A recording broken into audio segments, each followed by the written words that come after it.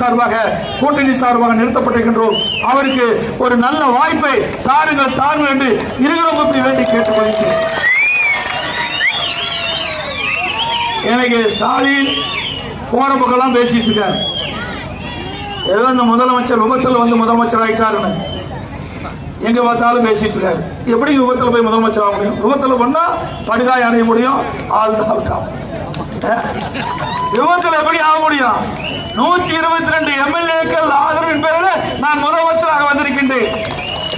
122 எம்எல்ஏவும் மக்கள் தான் தேர்ந்தெடுத்தீங்க. 122 எம்எல்ஏ மக்கள் தேர்ந்தெடுக்கப்பட்ட காரணத்தாலே அந்த பிரதிநிதிகள் என்னை தேர்ந்தெடுத்திருக்காங்க. நான் முதலமைச்சராக. நீ எதிர்கட்சியா இருக்கிற, உங்களுடைய எம்எல்ஏ உன்னை தேர்ந்தெடுத்தாங்க, நீ எதிர்கட்சியா இருக்கிற. நீ செய்த புண்ணியம் அவ்வளவுதான். நாங்க என்ன செய்ய முடியும் சொல்லுங்க. நல்ல எண்ணம் இருந்தா தானே வர முடியும். முதலமைச்சராக இருக்கிறேன். உங்களோடு பழகி ஏழை எளிய ஒடுக்கப்பட்ட நசுக்கப்பட்ட மக்களோடு பழகி இன்றைக்கு இந்த பதவி வந்திருக்கிறேன். மக்களுடைய பிரச்சனை நன்கு உணர்ந்து வந்திருக்கிறார். அதனால மக்களுக்கு தேவையான திட்டங்கள் என்னென்ன வேணுமோ அதையெல்லாம் சிந்தாமல் சிதறாமல் நாங்கள் இன்றைக்கு செயல்படுத்திக் கொண்டிருக்கிறோம். அது மட்டும் இல்ல, குடிநீர் பிரச்சனை பற்றி சொன்னாங்க.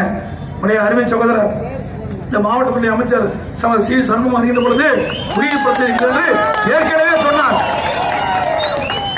என்னுடைய கவனத்தை கொண்டு வந்த உடனே இந்த விக்கிரவாண்டி சட்டமன்ற தொகுதியில் இருக்கின்ற அனைத்து பகுதி மக்களுக்கும் இன்றைக்கு கடல் நீரை குடிநீராக்கும் திட்டத்தின் மூலமாக அந்த மக்களுக்கு இன்னைக்கு தண்ணீர் வசதி செய்து கொடுக்கப்படும் என்பதை நேரத்தில் தெரிவிக்க விரும்புகின்றேன்.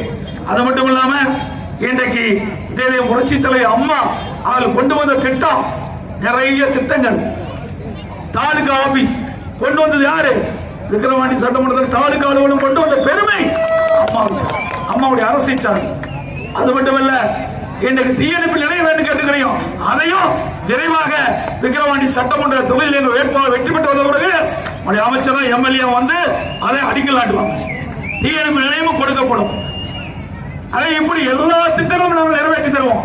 அது மட்டும் இல்ல, குடும்ப அட்டைக்கு கிட்டத்தட்ட சுமார் 2 கோடி குடும்ப அட்டைக்கு இன்றைக்கு தை பொங்கல் அன்று இன்றைக்கு விவசாயிகள் நிறைந்த பகுதி, விவசாய தொழிலாளர் நிறைந்த பகுதி அனைத்து இடங்களிலும் தைப்பொங்கல் பொங்க வேண்டும் என்பதற்காக எல்லா குடும்பத்தையும் 1000 ரூபாய் வழங்கிய அரசு எங்களுடைய அரசு. அதை போல தடுத்து நிறுத்த பார்த்தாங்க. நீதிமன்றத்துக்கு போய் ஸ்டே வாங்க போனாங்க, தடையான வாங்க போனாங்க.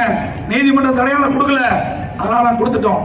இப்பொழுது எல்லா தொழிலாளர்கள், அது விவசாய தொழிலாளியா இருந்தாலும் சரி, நெசவாளி தொழிலாளி சரி, கட்டட தொழிலாளியா இருந்தாலும் சரி, தொழிலாளி என்று சொல்லுகின்ற அனைத்து குடும்பங்களுக்கும் 2000 ரூபாய் எங்களுடைய அரசு கொடுக்கும்.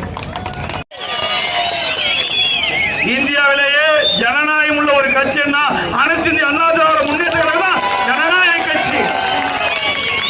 அதுக்கு உதாரணம் நம்முடைய வெற்றி வேட்பாளர் முத்தமிழ் செல்வன்.